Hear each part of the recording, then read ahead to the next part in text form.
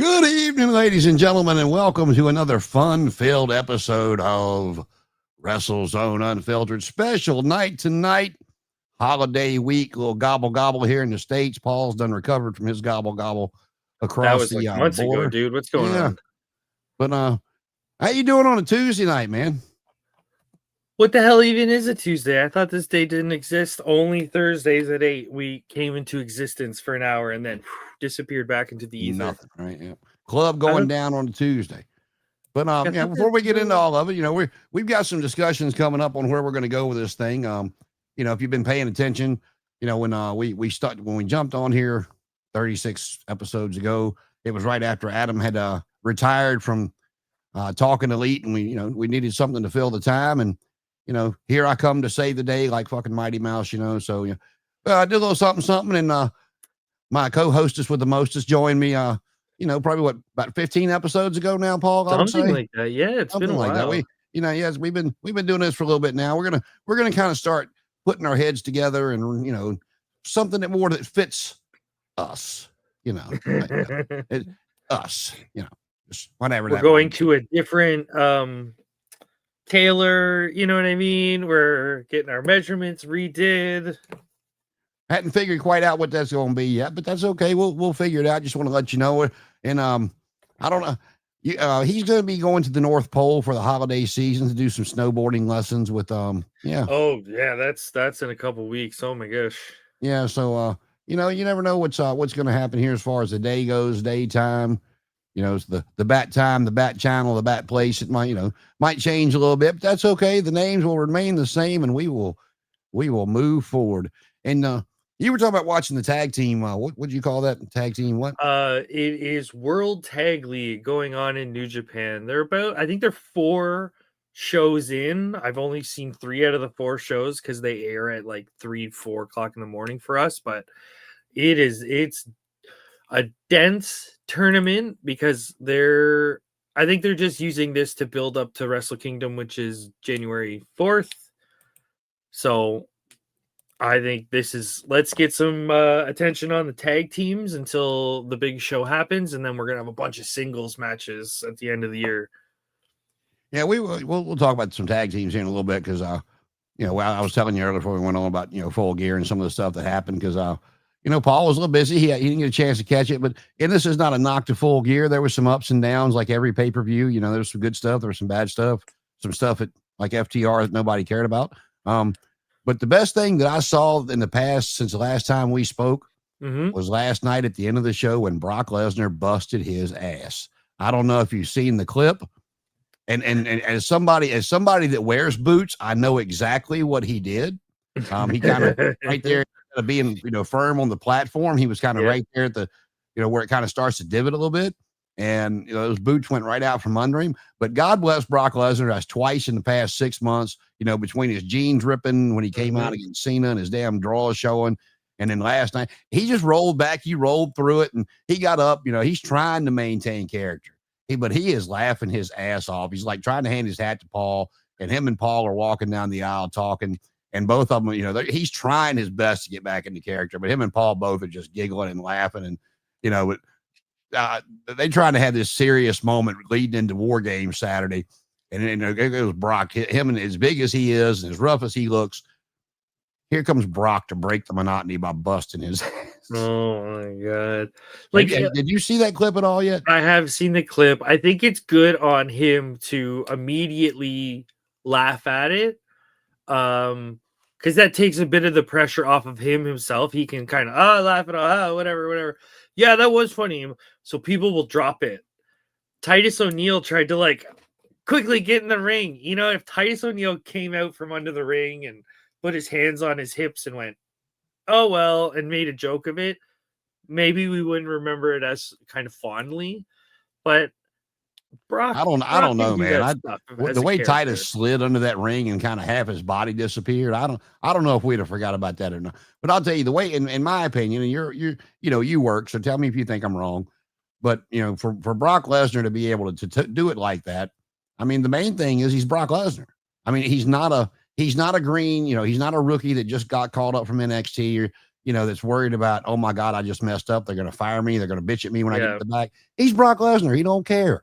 If I will remind they're just going people. to pat him on the back and laugh with him. That's all they're going to do.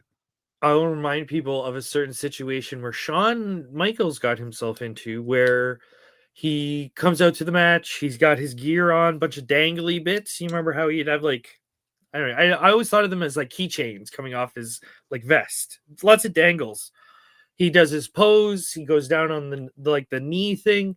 The dangles get caught in the ramp, and he's caught to the ramp in his jacket, but he plays it off, and he goes, "Oh, it happens." That's not going to hurt Shawn Michaels. This is not going to hurt Brock Lesnar. Nothing at this point can hurt Brock Lesnar being Well, Brock Lesnar. well, you talk about Shawn Michaels with that a couple of 2, 3, 4 weeks ago, whatever it's been now, when Bailey and Lyra Valkyria went after the women's tag titles. Her extensions got caught up in Alexa's shirt. Oh, And you see the camera pan away from it, but then you able to see it later exactly what happened, the way she got out of it. Alexa, because she wasn't just wearing, that's not all she was wearing, of course. When the camera panned away and panned back over to Charlotte and Bailey, Alexa just took her shirt off, and which allowed Lyra to then roll out of the ring to get it out of her hair. Oh yeah, I think the women, for safety reasons, wear a lot of layers, like just in case one thing breaks. There's a 2 extra things there just in case. Yeah, she the outfit she had on that night, and a lot of women wear this. She had on like the bra that a lot of them wrestle in, the bigger bra, but then like the half shirt over top of it, and it was it was the half shirt that Lyra's hair got caught up in. I like how they have a top that's like perfectly suited for their size, and then they wear like a shirt that's like 4 sizes too big, but it's cut off to be super tight. I love that look. It just looks so weird. The like tight shirt, long big floppy shirt on top. Yeah, like I said, I don't know, going back to Full Gear. Well, I guess we'll circle around that real quick. In my opinion, the match of the night was, like we kind of discussed, that might be the one that took the show, and that was, to me, it was Mark Briscoe and Kyle Fletcher. They beat the dog shit out of each other, and we both agreed last week that we could see it going either way. Either the storyline of Mark Briscoe being forced into the Don Callis family, and then somebody finally 5, 6, 7 weeks later fighting for his freedom, or Kyle Fletcher losing, and Mark going his way with the TNT title, and hopefully they continue to build Kyle Fletcher the way they have. I mean, I think he's one of the best things they have going. And but again, then you had Samoa Joe winning the AEW World Title. That one surprised me. I'm not gonna lie. That one seems to be from the splash I've seen in the internet community. That one seems to be a controversial decision. Well, I'll tell you, I don't normally say that, oh my God, I was right. But when Hook come down, when Hook come down to the match, did you see the highlights of the match?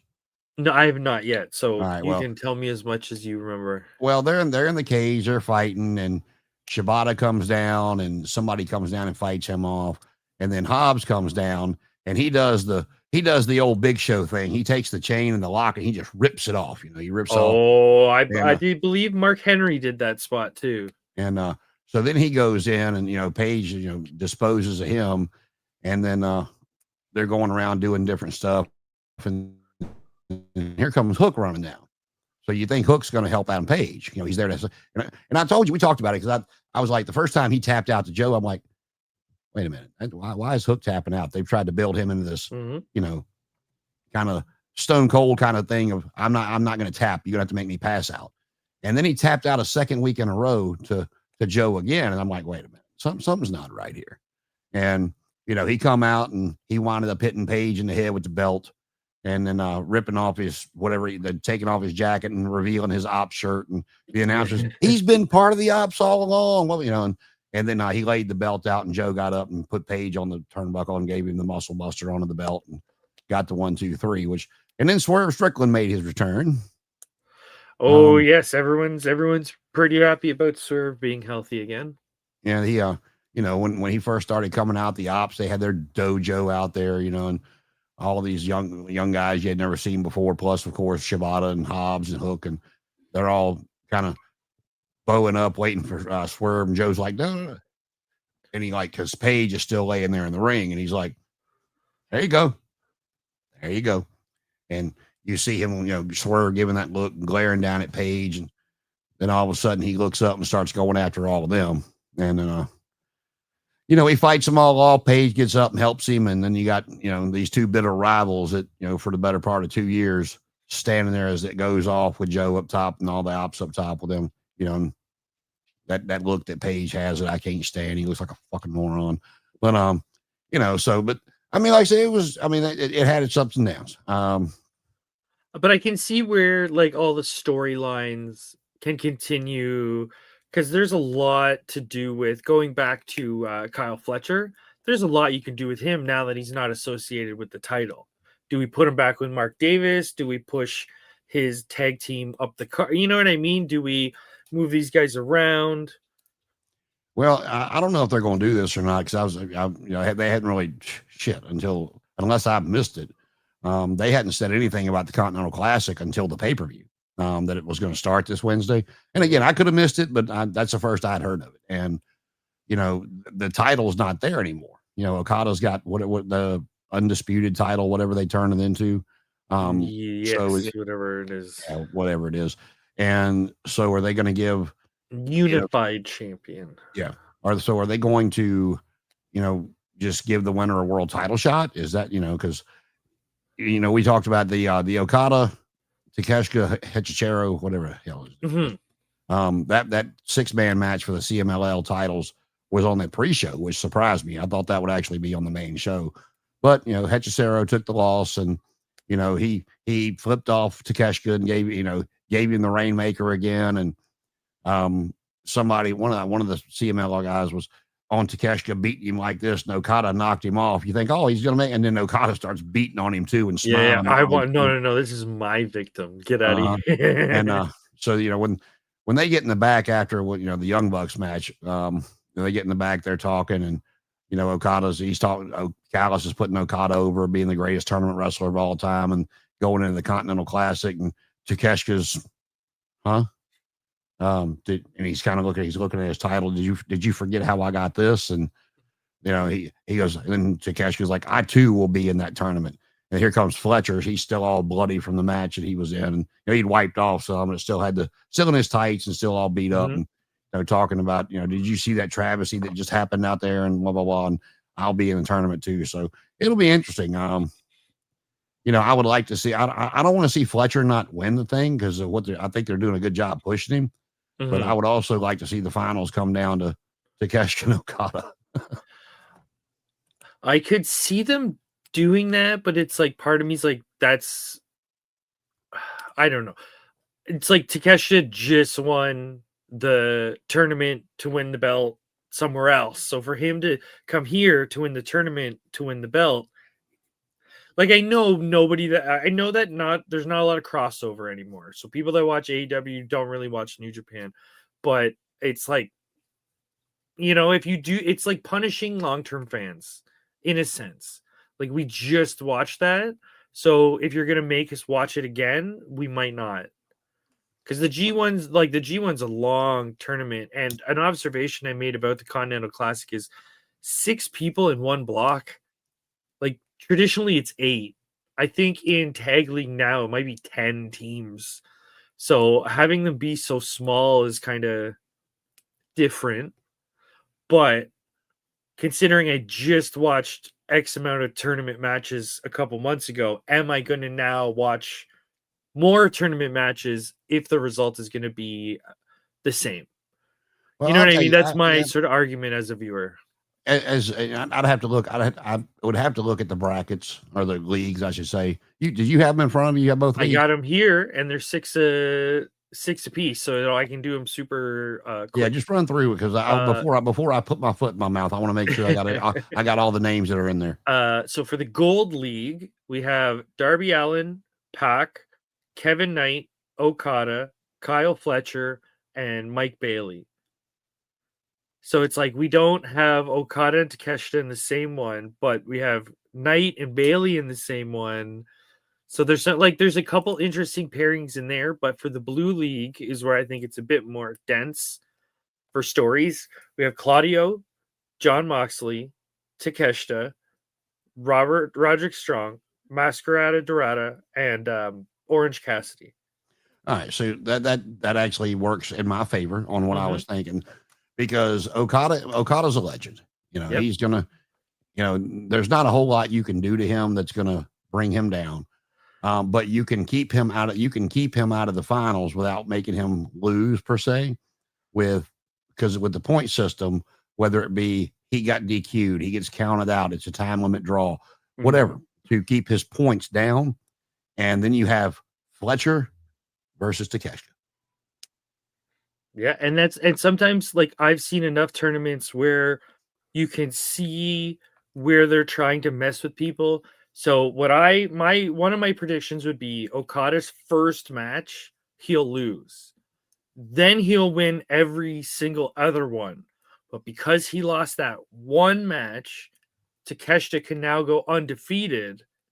And you know what I mean? Like it doesn't hurt that Okada lost.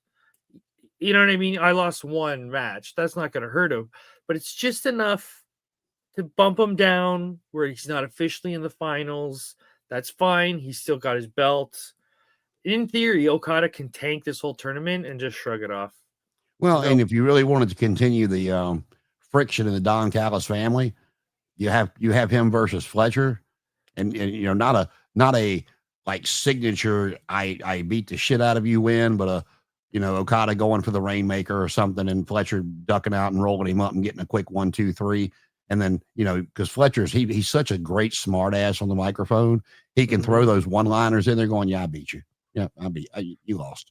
And kind of continue that dissension among all those people that Don Callis has. And I guess depending on Tony's strategy here, I wouldn't necessarily push Okada to the top of this.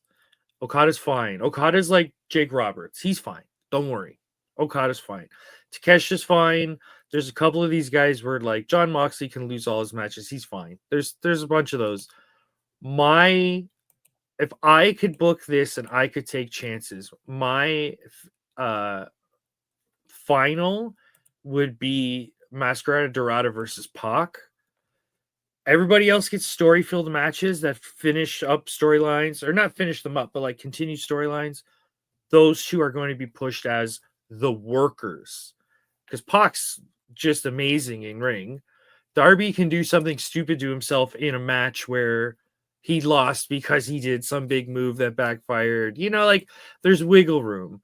But I think like Dorada's, if I remember, he's like 23 and Pac's still relatively young. It's like, just go push him up the card. Yeah, he is, but he seems like God. But between being in NXT as Aaron Neville and then coming through as Pac, he's been around forever.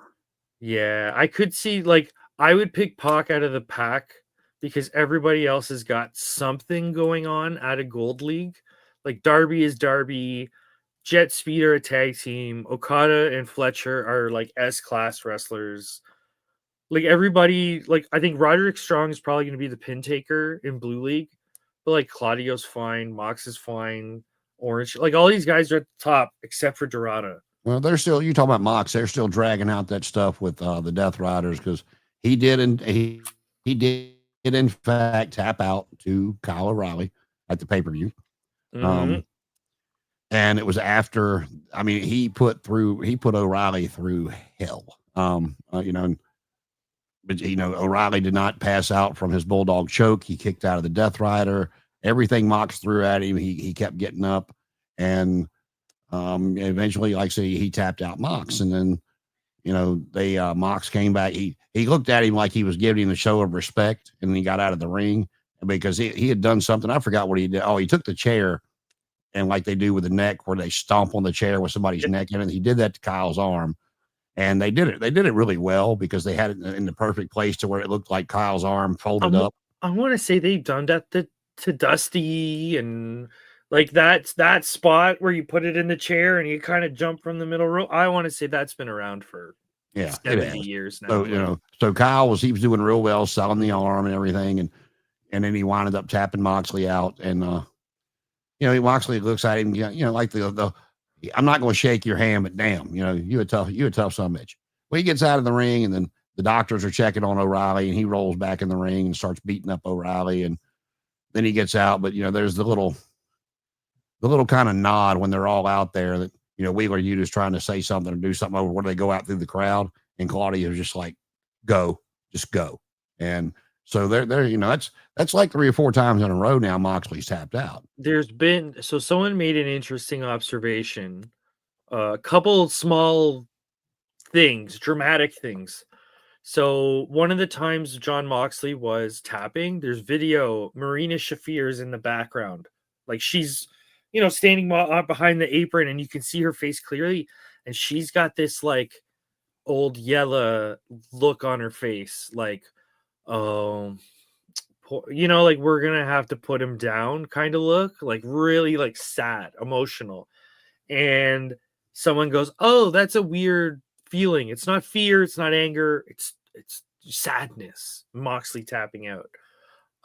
The other observation someone made is, so when Claudio says, hey, Wheeler, go, Wheeler and the other fella there stand and wait for Claudio to tell them to go. And someone went, ooh, that's a solid observation, because they have Claudio versus John Moxley in the tournament. People are not happy with Moxley as the leader of the Death Riders. Could Claudio be the guy who's, you know what I mean, gonna take out the leader and become the new one? Because that's a story I'd be interested in.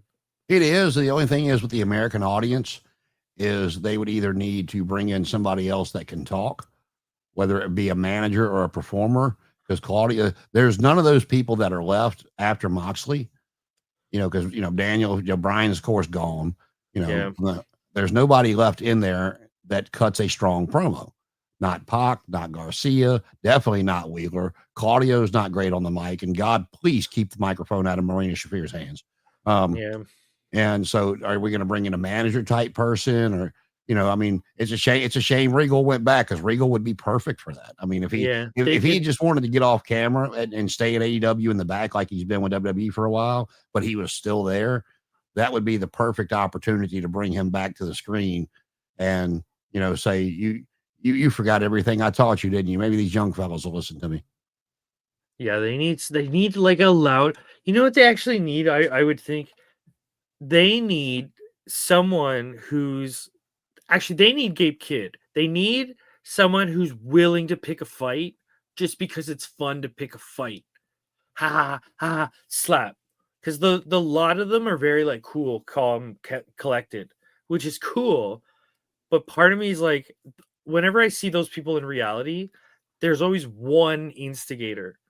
They all want to fight, but they're too cool to start a fight. That little bastard is gonna start this fight. They need, maybe not the best example, they need an Enzo Amore. They need a little guy who's got mouth on him that can like zigzag between these like big tough people and just like smack people around. And it's like, well, if you want to fight me, you got to fight them. And you know what I mean? As a babyface, you have that like, oh, am I gonna put up with this, or am I gonna fight? I don't know how far back you went and watched it, because I know we got a little bit of an age difference going on here, but what you just described was Tully Blanchard in the Four Horsemen to a T. He was the smallest one out of them all. Could talk. He could match Flair word for word on the microphone. He was very good on the microphone. And, yes, Paul Roma was the bad choice to do that with, but I don't think anybody, maybe Barry Windham, because he'd already been a part of the group. If they'd have put Barry with him, when they didn't bring Tully back because of the drug test failure, whatever it was, it might have worked better. But anybody other than Windham in that spot besides Blanchard, to me, would not have worked, because Tully was the blasting cap. Tully was the mouth. He was the one. He would, like you were talking about, he did not care. He would start a fight, and I got these three bastards behind me. You go fight all 4 of us.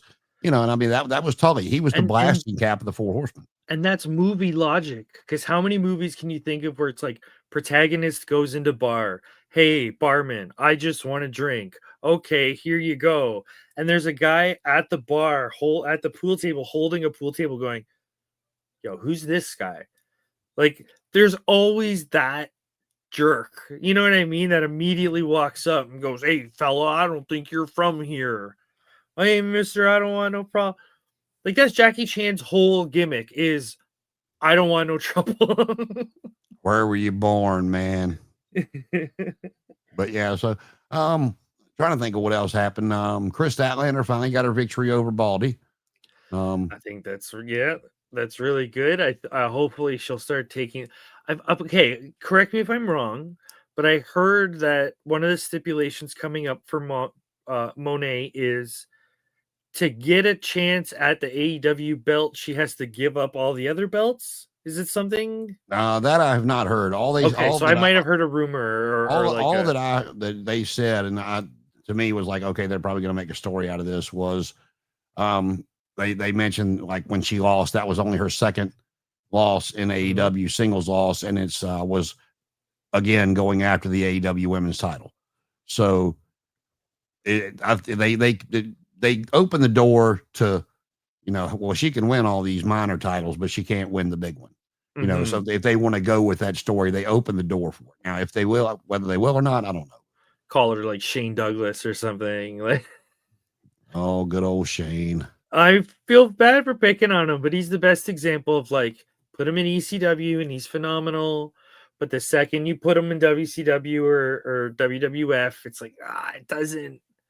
Well, I mean, we talked about him before. I mean, Dean Douglas was a horrible character. So he's just the best example of it. There's thousands of other examples. Well, yeah, but I mean, with Shane, I mean, you take his ability away to say fuck on TV, and well, I mean, how good? I mean, I thought the franchise character on WCW TV when he left and ECW finally went under was the best version of Shane that you got on a major scale, but he still wasn't measuring up to, he always bitched and moaned saying he got held down. Well, I mean, you didn't make the greatest showing for yourself. It's like, the point is, if they're turning that shoot storyline into a kayfabe storyline with Monet, 100% accepting that. Because I love that idea, because everyone in kayfabe is projecting her to be the best wrestler ever. I'm even getting in on it because it's a lot of fun. Better than Ultimo Dragon, better than Antonio Inoki, better than Hulk Hogan, better than El Santo. It's fun. But if they have that logic of, every time she gets in a big match, it doesn't go her way. That's fun. That's interesting. Yeah, I forgot what happened at the beginning of the match, but they looked like they were going to stop the match, and Chris was selling her shoulder and arm real well, and so they were really building Chris up to she won despite of this and blah blah blah. And like she got the win, and that's where they went with it. Chris finally beat Mercedes Moné, and Moné took her second loss again, going after the AEW Women's title. So, there's meat on that bone if they decide to go with it. Yeah, that's definitely, I think, a good direction. If we want to continue talking about injuries, poor Penta. Yeah, I was gonna get hit into that one. We all saw that video. I don't know what happened. I was watching it. I mean, I was watching it when it happened. Okay. I only saw the clip and went, ugh. Well, the way they did it so quick is like, they try to sell you today of what, and blur the lines. And, when they came back and Tala, when they went to commercial and they come back and Solo and Tala both are standing in the ring, I'm like, oh no, he's hurt. He's definitely hurt. And if you watch the clip really slow, it looked like he knocked he dislocated his shoulder, but popped it back in while he was down. Some sort of impact here. So even if it's not the shoulder, it might be collarbone. It might be like hopefully it's an area that, like, if you pop it out, pop it in. We don't need surgery. We don't need, like, that sounds great, but it's still going to need time off. That's still pretty bad. And on a different note, if you want to see something funny, I go back to when I despised Roman Reigns when he first went singles, when the Shield broke up and Roman's out there. I mean, I'm sure you've seen it because the clip of Cena just destroying him on the microphone to work when Roman forgot his lines, and He's like, all right, Oh yeah, yeah. it's a promo, kid. You have to do it one day. You got to learn how to do it, and this is why that I can't leave because you can't fill my shoes. I mean, Cena just destroyed him on the microphone, and and all Roman could do was stand there and take it. And Mm-hmm. well, you fast forward to today, and this whole tribal chief stuff for the past 4 years, and I've just watched him, continually, and Heyman had a lot to do with that at the beginning, but to elevate to where he is, and the stuff last night was absolutely phenomenal. I giggled. I was like, but he's out there. He comes out there and he's cutting his promo, and Cody's music hits, and him and Cody go back and forth. They have their little stuff. And Cody sticks his hand out and says, well, welcome to my team. And about that time, CM Punk's music hits. And, Punk comes out there and cuts his promo. And, he's talking to Cody. He's like, you might be the quarterback on Friday night, but this isn't SmackDown. This isn't USA. This is Monday night on Netflix, and I'm the champ. And Roman just looks at him and goes, y'all want to take this measuring contest to the back, or can we get back down to business? I was like, it was just little things that he just threw in there. I'm like, and as he's walking away, he comes back. He basically told him, yes, I hate both of you, but I hate Paul Heyman even more. So you have nothing to worry about. Mm-hmm. And he goes, I hate Paul Heyman and I hate the Vision more than I hate the two of you. And plus my family makes up half this team, but as after all that, he goes to walk away, and he stops and he backs up and he goes, and if we're being brutally honest with each other, that title will look a whole hell of a lot better on my shoulder than it does yours. Of course, both of them got the belt. Mm-hmm. So, and he just walks away. And as he's down there and the camera's on him as he's, probably 5-10 foot going back up away from the ring, and Punk gets on the microphone. He goes, were you talking to him or were you talking to me? And, Roman, he just looks at the camera and he grins. He's like, we'll let them ponder that one for a little while and figure it out amongst themselves. I mean, it was the little bit that he did. It was not a lot, but it was so well timed and well placed, and just, and, you won't hear me give Roman Reigns that kind of praise a lot, but that, the stuff he's done for the past 4 years, I've just progressively watched him raise after how bad he was one that would come on TV after the Shield broke up, and I'd change the channel or get up and walk away. And well, honestly, he's one of the. This is going to sound bad, but it's like he's one of the major reasons why I quit WWE when I did, because I was one of those people that I've watched it since Hogan versus bloody Sergeant Slaughter. You know what I mean, like Duggan and all that. But when it was like Roman at his worst, corporate Kane, like that kind of stuff, was J&J Security was great, but that was something good at a bad time. And that was like, I can't do this. Like, I can't, you know what I mean? Like, this is what our art form is right now. So like, it's weird looking back that I was already mad at Roman all those years ago, and now people are like, oh, he's finally good. He's finally good. And it's like, it's only taken him 15 years to get good. well, Like, I think a lot of that had to do with, Vince was bad about shoving the next big thing down your throat. it's And like, to be semi-controversial, it's like it's Stockholm syndrome. I think a lot of it is because we used to boo the building out of him, and John Cena took some of that to heart. Remember when with John Cena said he was bad at wrestling, and he came out and started doing like code reds and stuff, and we're like, oh, he's pretty good at this stuff. Roman, I felt, never did that. He just doubled down in what he could do, and then after a while, it was like, well, what are we going to do? Not watch the main event? You know what I mean? well, you go back, that's a tale as old as time too. I mean, I know TV's a different story, but it's like Sting talking about, talking to Flair. Hey, we should do something different tonight. And Flair's like, why? Yeah. It do you not listen to the crowd when we do our sequence? Just beat your chest, press slam me and do your yell and whatever the other, was in that sequence. And he said that he was like, and he said, but he went out there because Rick was the veteran, he was a champion, and he wasn't gonna argue about it. And he said he went out there and they did that sequence, and he said the building just exploded. And he said he Well, looked at down at Rick outside the ring, just gave him the nod, like, all right. I think there's a bit of a difference between a sequence. Like, I totally understand your point, and I know where you're coming from. But my argument would be there's a difference between a sequence or a spot. Because, like, Hogan could still do the point, and the crowd would go crazy. Like that's, that just works. But to keep, like, Bruno Sammartino was champ for 7 9 years, years something, straight. yeah, something like that.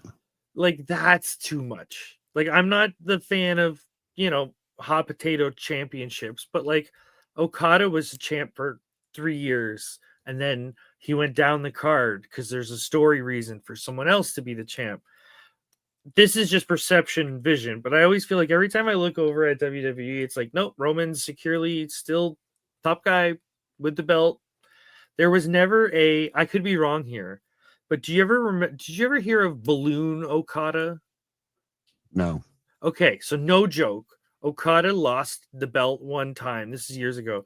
And he started going weird. Like he would wear long pants. He'd come out with balloons. He'd jump off the top rope and go, Scooby Dooby Doo, and bam, and hit the elbow. But that was the story of why he was down the card, is because his loss made him weird. Then he built his confidence back up and he challenged for the title.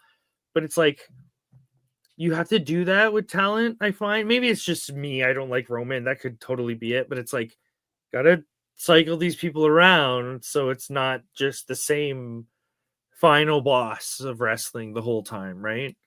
No, and there's a few of them that they have that, like, Seth can stay there, weekly and tell a story, win, lose, whatever. Mm. And if people are football fans and you have not seen him on Good Morning Football, I have sung his praises. I don't like him on TV as far as his character on WWE.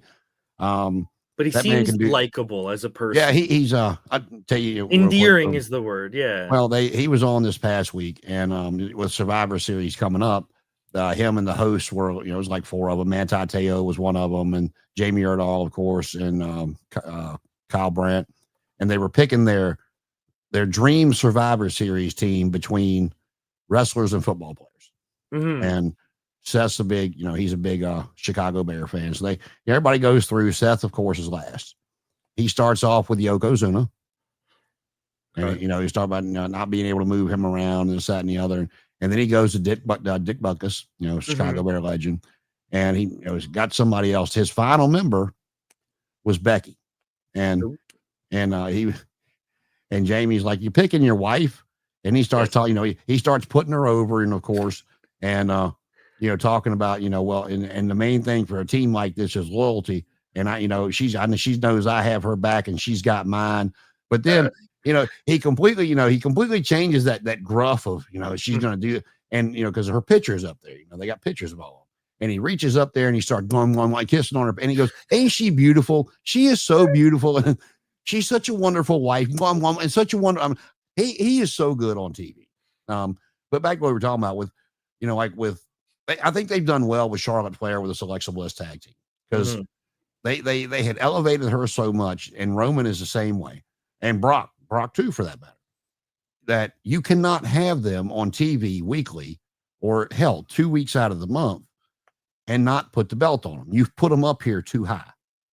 And it's like you've elevated them way above anything that's like unrealistic. Yeah. And so, I know that Roman took that loss in the street fight to Bronson Reed, which he should have to elevate Bronson. And it was done in a way that it did not hurt Roman because of the outside interference. And, the Usos getting involved and him looking at him going, but then there's an argument of, does that elevate Bronson if there's a bunch of shenanigans that need to take place for Bronson to get the win, right? It's like I don't know. It does to the fact, because he can come out there just.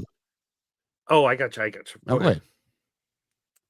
Well, now I was going to say, that goes back to, my childhood of listening to, Flair, pick heel X. It doesn't matter. But they got their ass handed to them in the ring, and they low blowed somebody. They did this, they did that. But then they come out there, after winning the match, no matter how they won it, and they twist those words to, I whooped your ass. And that gives them the elevation, in my opinion, because that's what makes a great heel, is to be able to sit there and spin the story on what happened. And, just looks like they have the belief of they're telling you the gospel. There is no other version of than what I'm telling you. This is how it happened. And, you watch the match and they were a bloody mess, but because they had 3 other people get involved, they got the win. See, I don't know. I was gonna say like I'm a bit old school, but you're a bit older schooler than I am. But to me, it's like if you want to elevate someone, it needs to be in the middle of the ring, distinctive tap out or pinfall. It's honestly, I like the pinfall more than tap out, even though I'm a big submission wrestler. Like the pinfall just looks better. So to me, it's like if I'm gonna put over Tama Tonga, I'm gonna do it my back in the middle of the ring, clean, so that way they can go, no, no, no, look at what he did. You And know I what agree, and I agree with you if that's the end of the story. I guess it depends on where like it is. Like I've seen a lot of tournament matches where it doesn't necessarily have to be a story, but it's like, oh, Keith Lee beat Brock Lesnar in the middle of the Continental Classic. I just picked random names, but you know what I mean. No, I You agree. can go, oh, there's something. You know what I mean? Like, because that happens in college sports where it's like no nothing team beats the number one team, and everyone goes, whoa, okay, hold on, like that's interesting. It Yeah, doesn't, oh, you know what I mean? But it's like you can elevate people without it being a finale of a story or something like that. well, like to me, a clean victory normally not only to elevate somebody, but is the culmination of the feud, and for both of you to go separate ways. Mhm. And obviously, there's been more to the story to tell because now here we are with war games and stuff to that nature.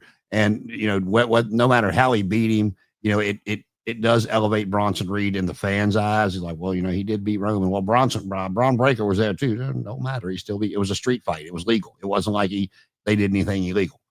Um, but like I said, there's still more of that story to tell. But And I guess going into war games, you are setting the stage of, oh, but there was a lot of people. Yeah, now I'm gonna bring my people in and blah blah blah blah blah.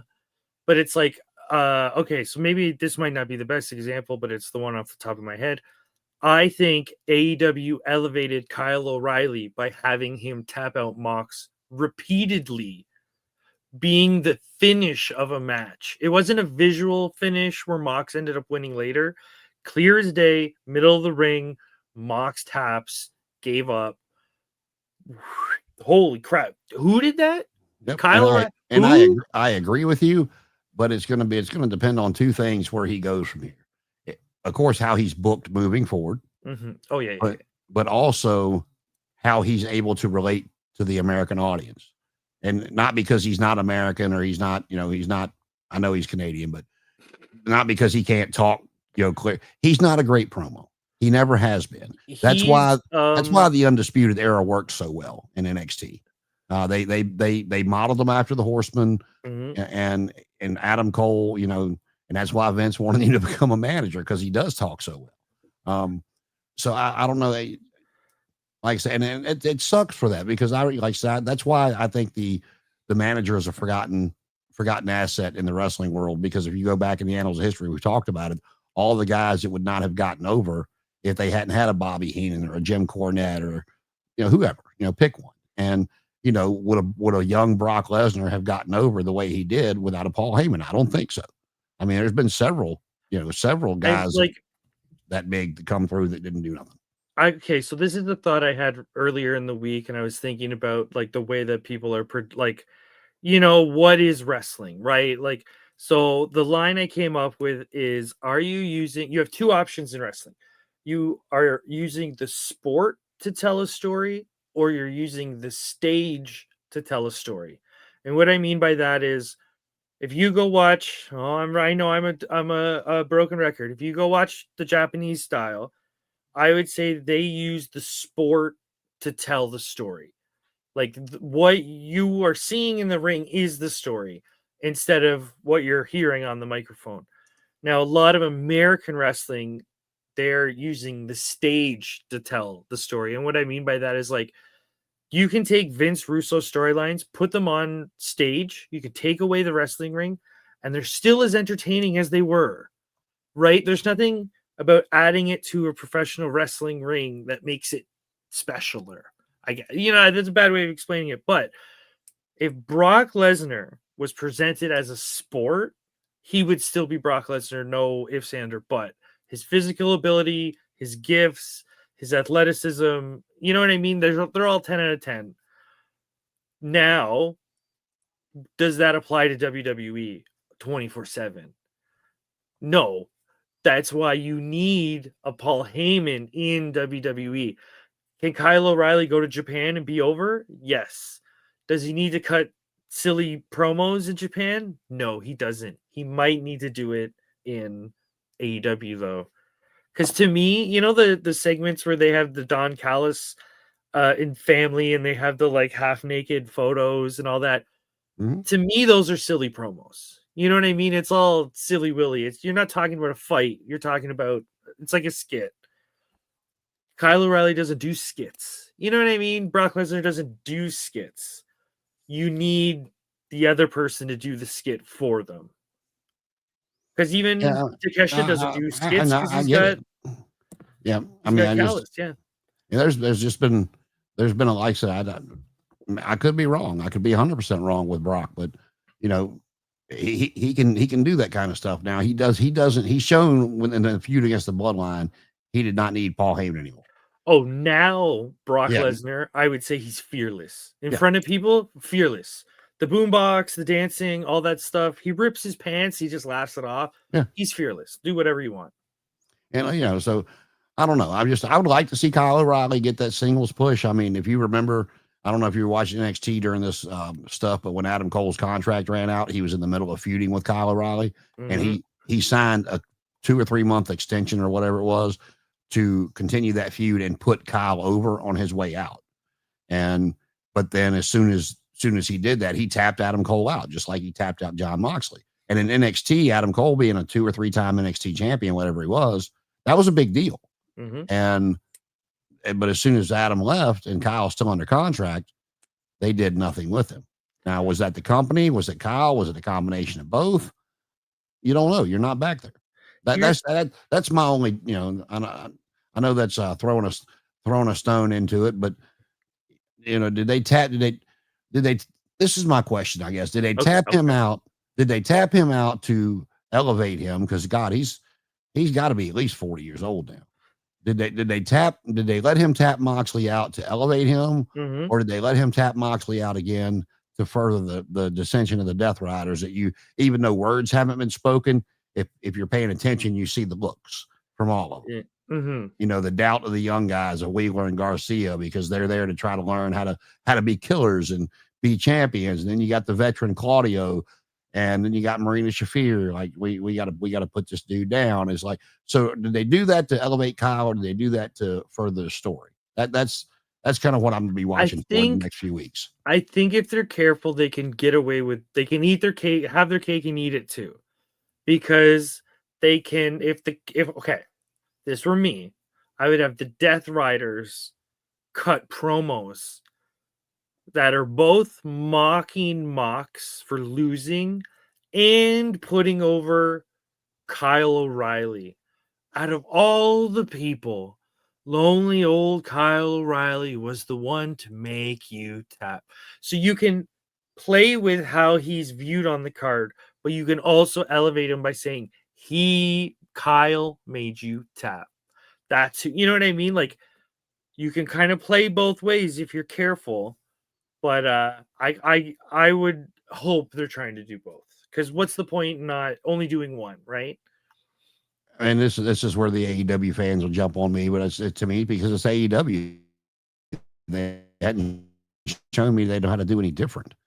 You know, did just like the Samoa Joe winning the title? Where's that going? I mean, are we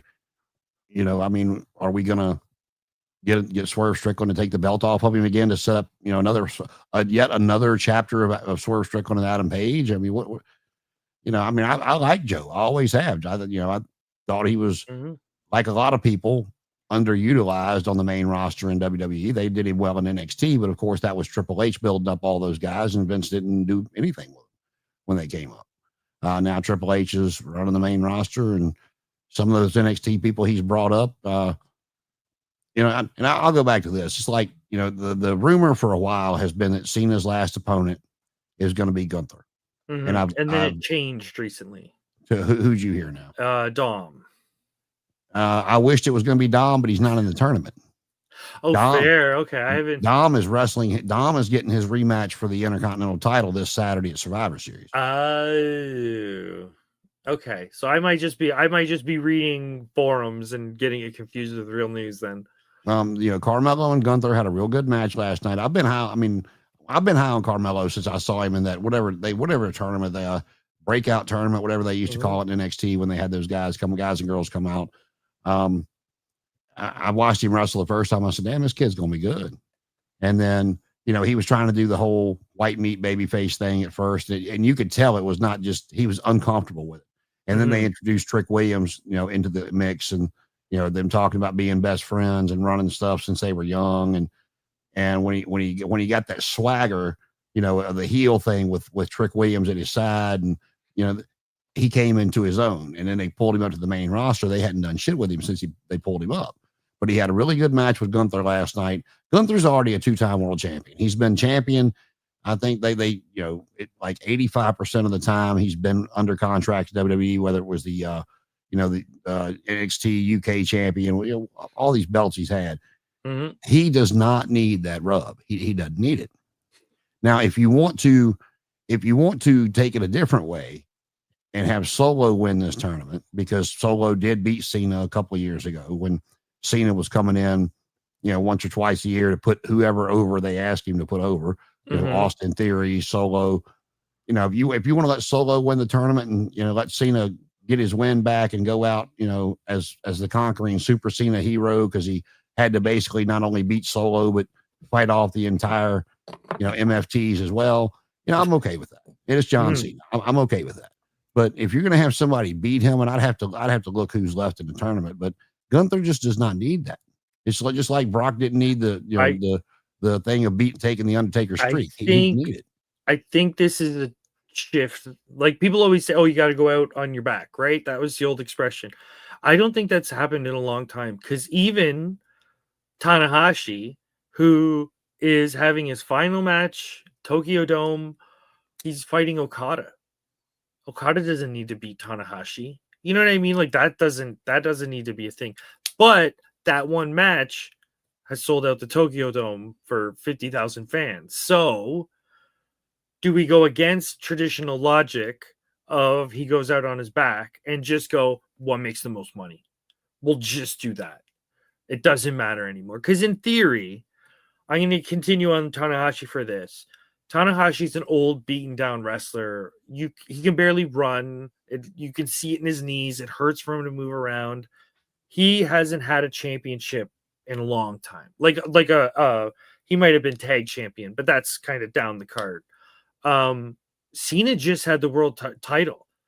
Doesn't he have the IC title right now? He does, which surprised me. But then, it surprised me. But then, then when they come out and said he had never been IC champion before, I'm like, oh, okay. I mean, Cena been around so damn long. I mean, you don't. So here's my sort of problem with Tanahashi.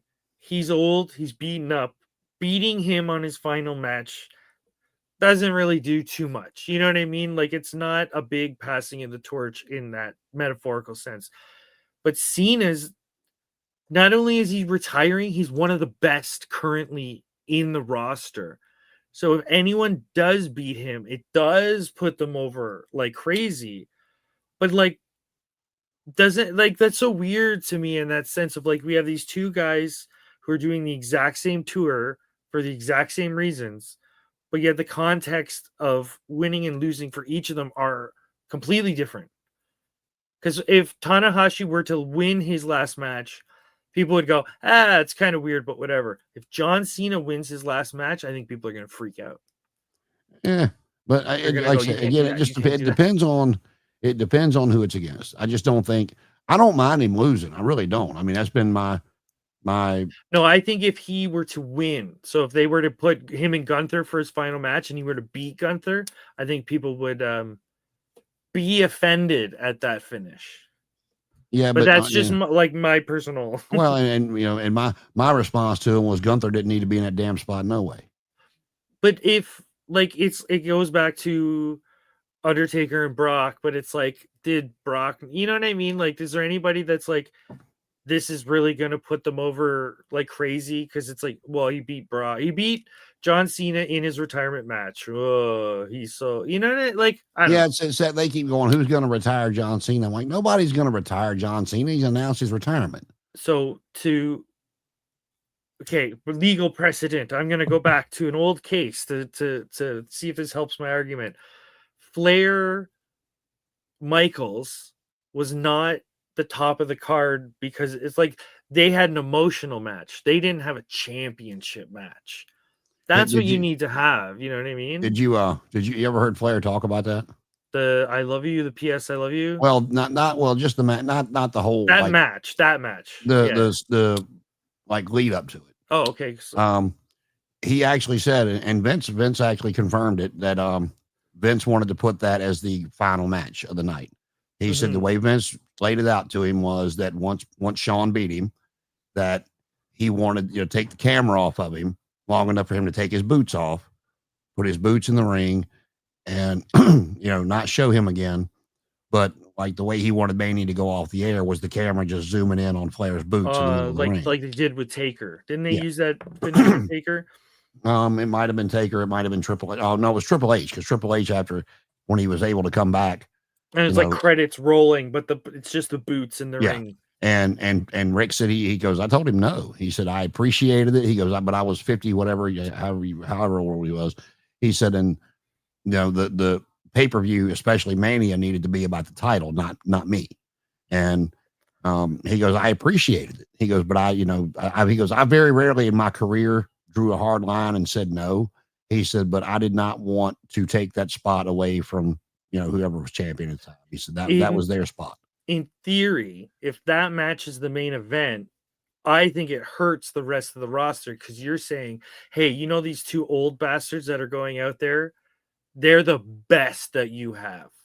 Everyone else underneath it, not even close enough. Which I get. Like, I get you're saying that to Ric Flair, but in real kayfabe, if this was real, Rick would be down the card because he's an old man, and anybody could beat up an old man in theory, right? So what you're talking about there is one of the reasons that we got such a tremendous match. And I know, it's all opinion, but I think if not the best WrestleMania match of all time, definitely top 5 was WrestleMania 25 with Taker and Michaels. Because when they went out there for their first match, they, because of who they were, especially Taker, when he was asking, hey man, where are we at? Nobody would ever answer him. And they both found out they were 4th at the same time. And they're like, oh, we're 4th. Oh, okay. All right. Watch what we can do and follow this. And, so that was, but it's also like, I don't know, people can poo-poo on that, but it's like, you have to understand that Americans draw their cards differently. You know what I mean? Like, if you're 4th in America, it's different than if you're 1st in Japan, that's not great. If you're 1st in the States, that's great. Opening match in the States is phenomenal to have in the States. Like, what's a good example? Well, let's go put the Rockers out there opening match. Let's go put the Hardys out there. Let's have a big, energetic, boombastic opening match. Like, the card explodes open. Japan doesn't do that. You know what I mean? I forgot who he was wrestling, but one year, because they had both titles, and Brock Lesnar was either going after the title, defending the title, doing something, Brock Lesnar shit. And, they were not closing out the show. So Brock said, well, that's fine. Put us first. And, and everybody was like, holy shit, Brock and whoever the hell it was are opening the match, opening the show. But yeah, I mean, it's like when they opened the show with Jey Uso that year. In the last couple of years, with this whole Yeet thing being over, it sets the tone. And, so the Usos are actually another great example of what WWE would like. Oh, we need a good, solid opening match. We can put the Usos out there with a couple people. They'll get the crowd going. But it's like, it means different things in different places. So to me, like, Taker and Shawn going 4th, you know what I mean? You're going to be the peak right before the lull to build up to the final peak. That's fine, because the fans are going to have all their energy and they're not going to be exhausted. I think a couple of WrestleManias have been ruined. Well, okay, that's strong wording, but by the time the final pinfall happens, everyone's exhausted. So Yeah, if if I you can remember, I'm looking it imagine, up. I'm looking it up now. If I remember correctly, the main event that year was Triple H and somebody. Let's see. Yeah, Batista. it was Triple H and Randy Orton, and both of them being friends of both those guys were like, they're saying, yeah, because I remember that's what I was thinking, but it was that one. But Triple H said he was sitting there staring at Randy, looking at him, and going, "Yeah, we're fucked." So that kind of goes to my point. I'm hoping that Shawn and Taker were older guys on the roster. Like they weren't the peak, the creme de la creme. Hunter and Randy make sense for the world title match because those are the kind of little bit younger guys. Well, Randy is like, um, so having the older guys be lower on the card makes sense in that kind of kayfabe of like, yeah, you can be Tom Brady, but if we put you next to a 25-year-old, it's, you know what I mean? It doesn't matter anymore because you're 47 or whatever it might be. It's I like, might have picked a bad name, but yeah. it was like I told you before. My thing with I didn't care that Taker lost, and I know he's mentioned several times that he did not want the streak to end, and just my thing was with Taker. I very rarely play fantasy booker, but my thing with Taker was when he was ready to retire, that he should not lose at Mania until that should be his last match because of the way the character had been presented all those years. Have him lose, never have him, but once he loses, he never gets up. You have the Druids come out there, put him in a casket, roll him off, and then Mark Calloway can come out on Monday night and say his goodbyes. But I would do it slightly different, but what I would do is you okay, so it'll end with Mark Calloway being able to come out on the end and say his goodbyes. You have him lose not at the end of his career. So this is my fantasy booking. If everyone was still alive, this is what I would do. You would have Taker lose to Bray Wyatt, and some of the magic would go to Bray, like a passing of the like evil torch in a sense. And then Taker would like start losing his power little by little as Bray's getting stronger and stronger. And it's like the opposite of Julia Hart. So by the time the ending of the story arrives, Mark Calloway is now free of the Undertaker, blah blah blah, whatever spirit. You know, you can make that, that would work. And I've said before, and then it goes to Bray, and Bray is now that. Yeah, that's the thing I've said before. If they were going to do a loss at WrestleMania to him, that it should have been either to Roman Reigns when they were trying to elevate him, not what Roman is now. Early Roman, yeah, when he was still the big dog. Oh. Now Roman did wind up beating him at Mania, but it was after 10 years later. No, he lost to Brock, then he beat Bray, and then he lost to Roman. But so that's what I was getting to. It should have either been Roman or Bray that beat him because Brock Lesnar did not need it. Yeah.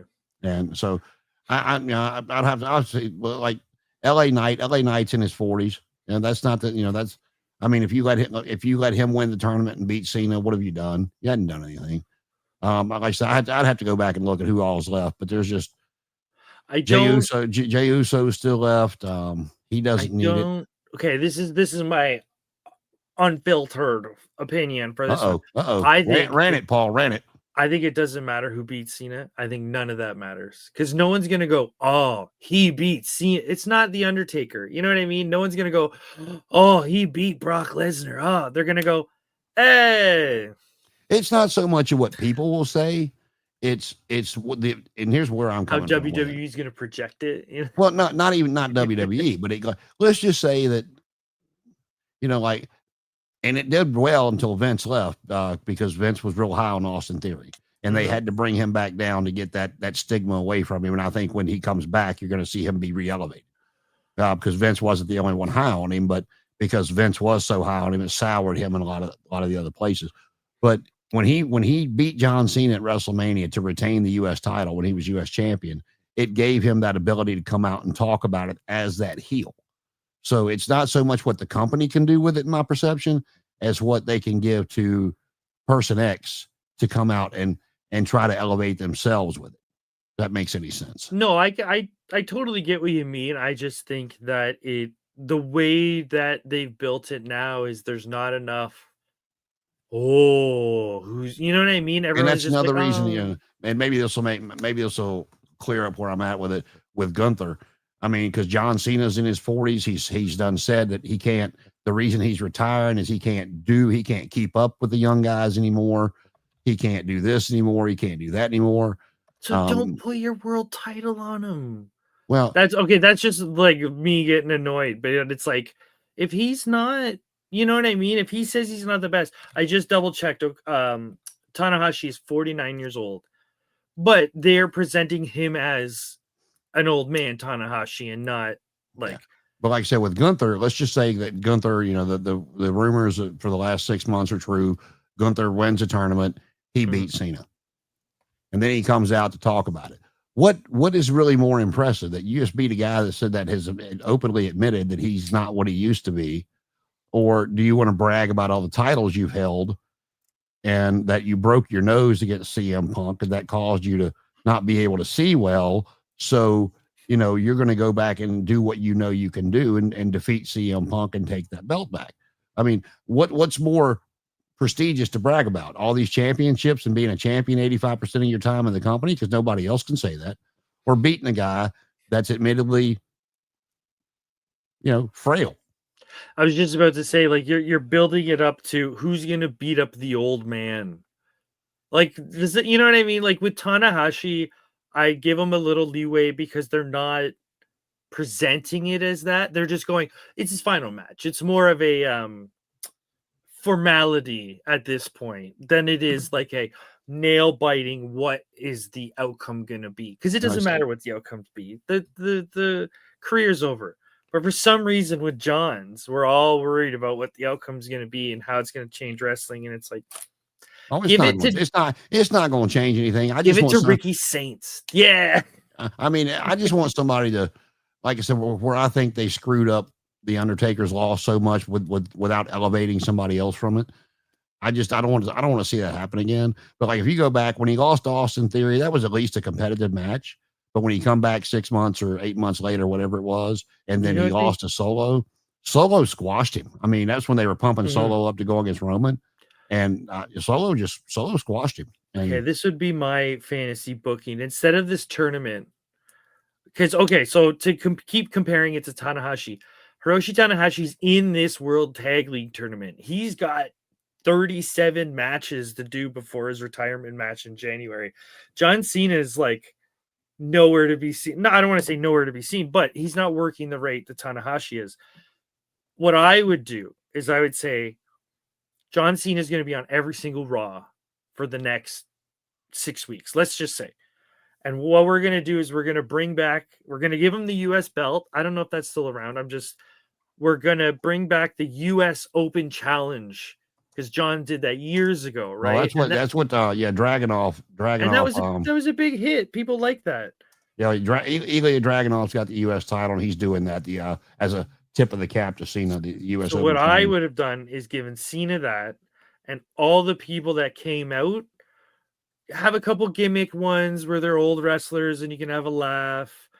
Bring back Jesus. Remember the guy that stabbed John Cena? Bring back Silly, but then let Ricky Saints get a weird roll-up victory. Let Austin Theory get up. You know what I mean? Start slipping in these pinfalls of younger guys and tell the story that I saw this done in a tournament a while ago. He can keep up with the old guys, but the second that a young guy shows up, he can't deal with it. They're too quick. They have too much cardio. You know what I mean? They're too explosive. And then you have that story of like, oh, his final match is a young guy, but can he keep up? Does he still, you know what I mean? That's where I would go with it to try to put a bit more story to it. But for right now, I don't know. I look at it and go, I'm excited with what Tan is doing. I don't know about Cena at the moment. Well, you know, just to get off Cena, because the War Games, this is what I think they're setting up for too. Not the event this week per se, but like we talked about, I to me, if I was going to take another event to 2 nights, it wouldn't have been SummerSlam to start off with. It would have been the Rumble, because they have the 2 titles and they have the Women's Rumble and the Men's Rumble. So you make each event shorter. Yeah. But now this year, it's not the first Women's Survivor Series match, the first one, but the first one actually took place in 2019 in NXT. I But feel like there's that never should have been done decades ago. The Women's well, Survivor Series, you couldn't have done that? Like, well, the War Games didn't come to Survivor Series till after Vince was gone. This is Triple H's thing because he's the oh, yeah, yeah. big Part of my dusty. brain was like, you're telling me the That's why they jumping bomb angels or whatever weren't in a Survivor Series match?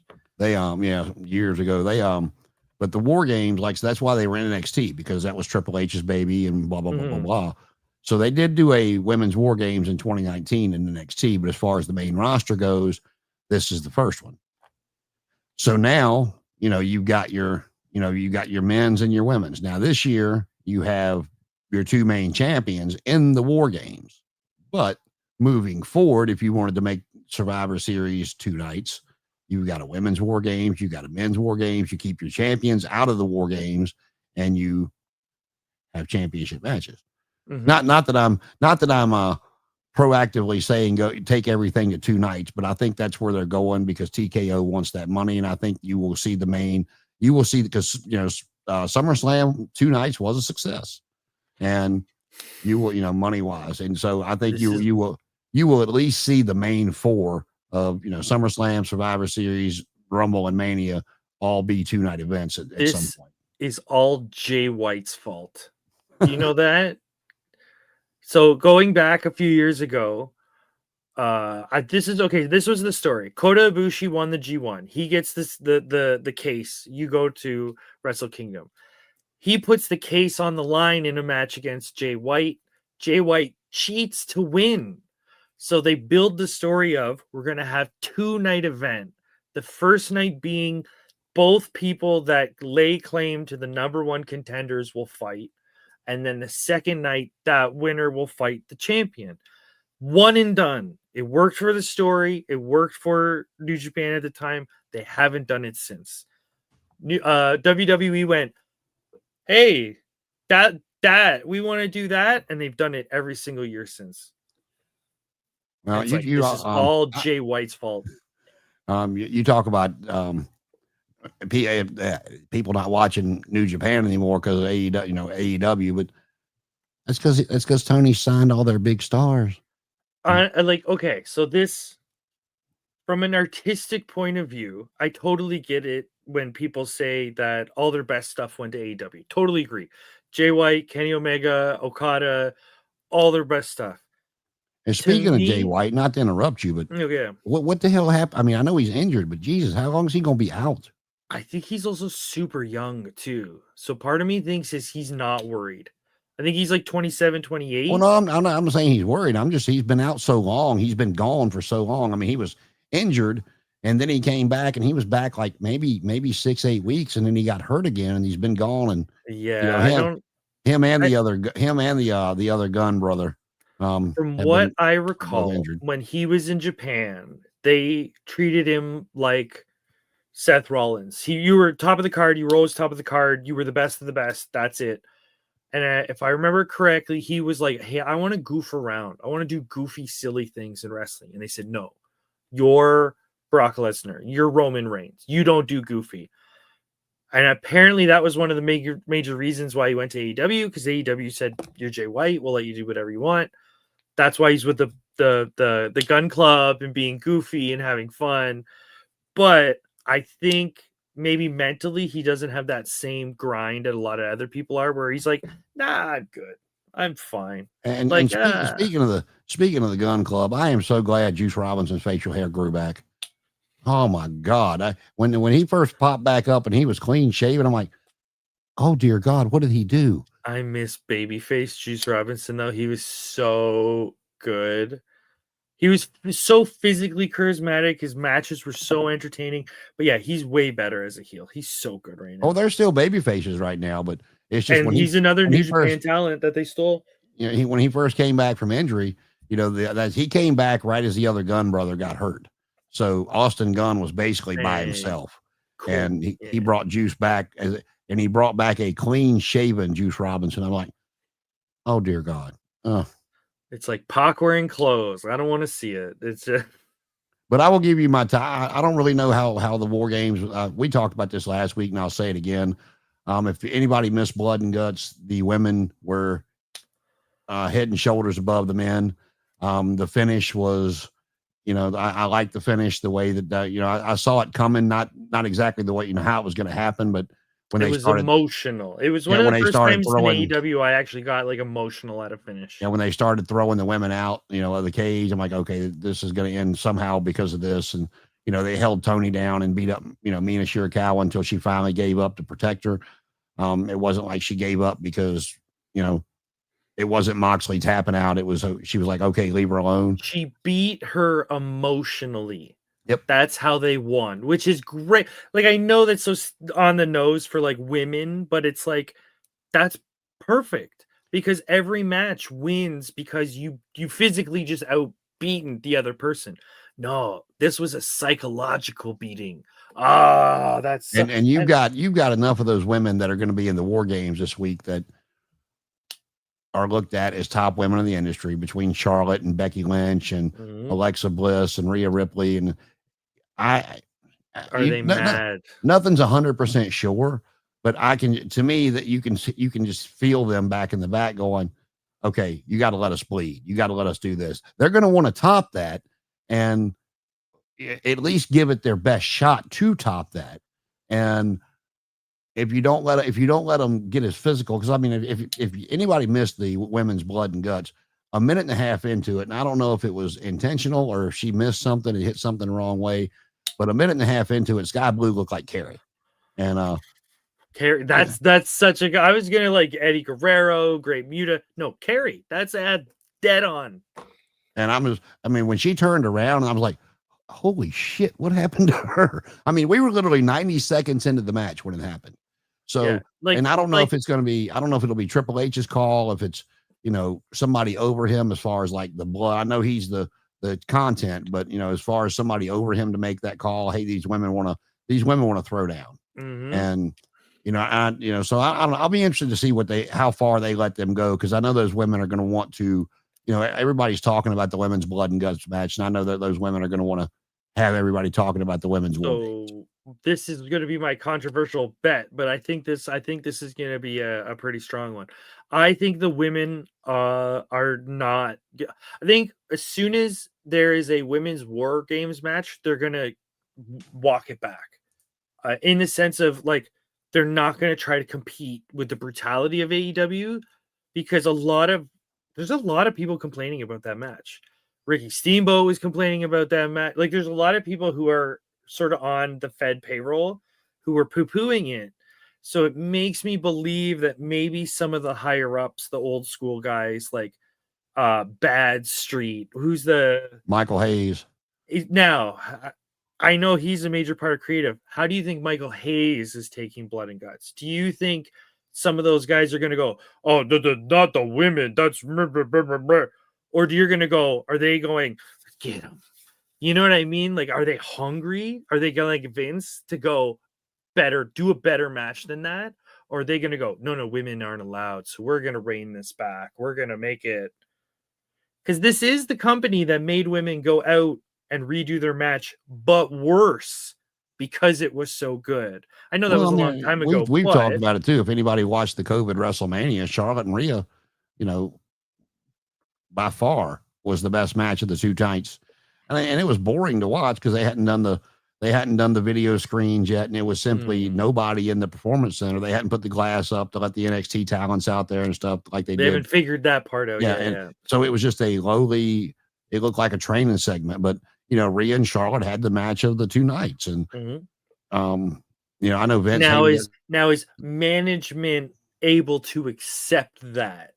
You know what I mean? There's a lot of old fellas on the creative team. I don't know if they're all as progressive as we would like them to be. So, like, hey, I don't know. I'm just this is I hear you. And I don't know how Hayes would look at it. I mean, I know the Freebirds had bloodbaths back in the day, especially with the I could see Cornette. I didn't look at any quotes, but I could see Cornette being blood and guts. No, the women. Oh yeah, no, I haven't listened to him in a while, but I'm sure he shit all over. Yeah, I think that's my argument, sort of refined. I think there's a few old souls that would not let women try to outpace the women's blood and guts. I think they'd go, no.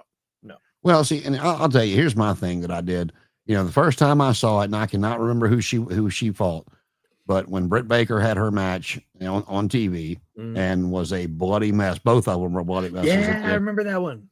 I think it was Thunder Rosa, if I remember correctly. I But they believe were so. both just bloody messes, and Britt got the blood running down her teeth, and at first I was like, really, you're gonna do that with the women? But then it just within a day or two, I'm like, you know what? He's not going to make them go out there and do that if they don't want to. It was probably their idea to begin with, and if they're in the business and they're willing to go do it to see what kind of reaction they can get, then let them go do it. I mean, And honestly, okay, this might be touching into politics, and I'm not gonna. I'll just put my finger in and then quickly remove it. that's what If you said. thank you very much for breaking the tension. People who worry too much about that kind of stuff, like, I'd say it's all on our minds. We're all thinking about it, but people who worry too much about that stuff are people who they watch a Marvel movie and they go, "Well, that girl character couldn't beat up this boy character." It's like it's make believe. It's make believe. You know what I mean? It's this is pretend. This is all. You know what I mean? So let's not worry too much about that kind of stuff. If those women want to go out and tell that story, that's fine. Now, if that story sells or not, you know what I mean? That's completely up to the audience, but don't stifle creativity. I guess is my the long run of the point is, if they're trying something, accept that they're trying something. If it works, it works. If it doesn't, it doesn't. That's fine. But let them try. If the women want to be Abdullah the Butcher, sure, fine. Abdullah's a pretty feminine name to begin with, so I don't really have a problem with it, to me. But apparently this is a Canadian American thing, so I don't know if there's a difference or some, you know what I mean? No, it's not a country to country thing. It's a person to person opinion. Yeah, Just that's like fair. just like everything else. And like the only one of these people in the match that I don't particularly care for is Lash Legend. She's in the Lash ring. LaRue. No, yeah, that too. She's bigger than Lash LaRue actually, and this might get me some heat, but I'd like to see her pants come off just quick enough to see if she's got that dick that I think she has. But Oh no. that's just my opinion. I mean, that's a big girl, man. I mean, actually, she's she was dating Trick Williams. I don't know if she still is or not, but she damn near as big as he is, and that's a big boy. Yeah. But And I think she's there's definitely she's in room in the there. roster for that body type, though. I'm not talking fat. I mean, she's No, I kind of know. I'm trying to think who was the lady they had in the ECW, and there was like a bodybuilder yeah. It was for China. I'm trying to remember her name, but no, yeah, she was there. Like the WWE brought her she was in. terrible, but she Yeah, was huge. I know. Yeah, I can see her face, and I can, but it's not that I don't want her to elevate herself. Let me just be Mm, clear. But the people that she's in the ring with, she has not elevated to their status yet. Now got maybe this will bring her up, and I mean, give the young talent a chance. I get it. She was brought in by Nia because of the whole she didn't have any friends and blah blah blah blah blah. Is she gonna be the pin taker? Is that why she's in the group specifically to take the pin? If they do, if that's the case, I mean, they have built her up really well the past couple of weeks because of her size. I mean, she's a bigger Oh, okay, version. so she She's a wouldn't bigger want to version be, yeah. of she's a bigger version of Jade Cargill. Oh Is God, yeah. and but so we'll see. I mean, I'll be this week. I mean, unless I'm missing one, there's 4 matches. You've got the women's war games, which I think will kick off the show, and then you've got Dom and John Cena, which I'm pretty much under the impression that they'll put the belt back on Dom this week, because you can't let him. Cena's last Raw was last week. His next TV appearance after this will be his retirement match on Saturday night's main event. He can lose twice in a row on his retirement run. They've been pinning Tanahashi. They've been letting him lose in this tag league. That's fine. Now the only way that I would be okay with if Cena won and kept the IC title to his final match would be if somehow, some way that because Dom's like bitching at Finn and bitching at JD, where were you at? Blah blah blah blah blah. If they come out and cost Dom the match, which keeps the internal strife of the Judgment Day going, and then you put the IC title on whoever wins the Mhm. tournament. But I think Dom will get it back, but they could go with that route. And then you've got one. I love Stephanie McClure. I do. Her entrance just it gets me all warm and feely inside. It's the But sounds you make that disturb me more than your opinions. It's but she's wrestling, and I use that term loosely, Nikki Bella, and don't want to see it, don't want to watch it, if by some stretch of the imagination they decide they want to let Nikki Bella cheat and win that title, I might throw something at TV. I have a creative idea for Nikki Bella. It's not on television. It's kind of on television. I think they should give Nikki Bella her own show where she is the host of like a movie show where she's dressed in like all goth and she's got long black hair and they can have her come out of a coffin and I think the older people know where I'm going with this. They need to make her the Elvira of WWE. Yes, I hear you. Yeah, you want to Put hear her on hear my TV career somewhere path else. for Nikki Bella? Pardon? You want to hear my career path for Nikki Okay, Bella? let's hear this. Follow in Mandy Rose's footsteps. Get fired, go to OnlyFans, and don't let me ever see you again. You should do what the convicted felon and have you seen this mystery wrestling event? I got to bring it up because I thought it was so funny. The mystery No. wrestling. Have you heard of this? Uh-uh. So it's something that Evil Uno does in Canada where it's like it's a variety show. It's mystery wrestling. So we don't know what's going to happen. One of the matches they had was convicted felon versus wrestler. Now, if you were writing a variety show wrestling show and you had a convicted felon versus wrestler, how would you book this match? It'd be pretty nasty. So ding ding ding, the convicted felon gets out of the ring and runs straight out of the arena. That's the match. That's brilliant. That's like we're not using the sport to tell a story. We're using the stage. That's brilliant logic. I've brought nails. I've brought the scariest inmate in the world to fight you. Gone. Oh, yep. crap. He ran away. As soon as they take the cuffs off of him, he takes off running. He just runs right out the door and like security chase him and they make a whole stink of it. That's funny. Now, that's some funny stuff. And then we get to the men's war games, and I think we're going to get the CM Punk reveal as the true Black leader. The true leader behind the Vision. Oh, and they've been talking about it for a while, especially when Seth got hurt and he got attacked, and and here's why it makes sense. I think Punk's 2 years as a babyface has ran its course, in my opinion. Mm-hmm. Punk does, but whether you like Punk or not, he's a great heel. He's so sarcastic and demeaning. He makes a much better heel in my he makes a much better heel in my opinion than he does babyface. And after the War Games, what's going to happen? Roman Reigns and Brock Lesnar are going to ride off into the sunset till right around Royal Rumble time, and then you're still going to have Cody. You're still going to have the Usos, and the Vision. Even though that Braun Breaker, people have said for the last couple of years that he's been there, that he's the future main event. And I believe that he's good enough. He's good on the mic. Mm-hmm. And I think being with Paul Heyman and around some of those guys will do nothing but elevate him and help him in the long run.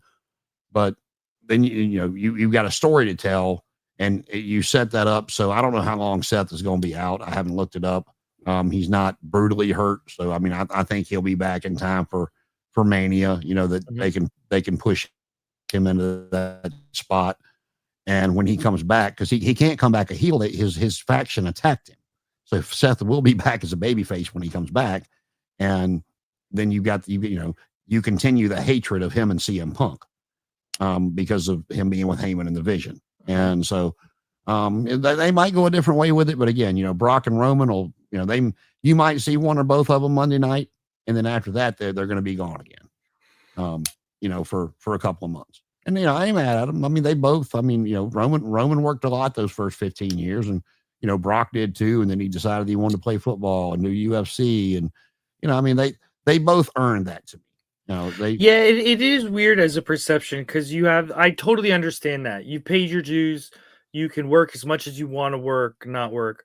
But I see certain guys like there's a wrestler named Evil in New Japan. I think Yep. he's worked every single tour for the last 10 years. Like you know what I mean? It depends on who you are. I think someone like The Undertaker may want to work more to be one of those lead by example leaders. But like at the same time, get your money. You know what I mean? If you can get paid and not take bumps, do it. But I just have to make the observation of the different kind of perceptions, right?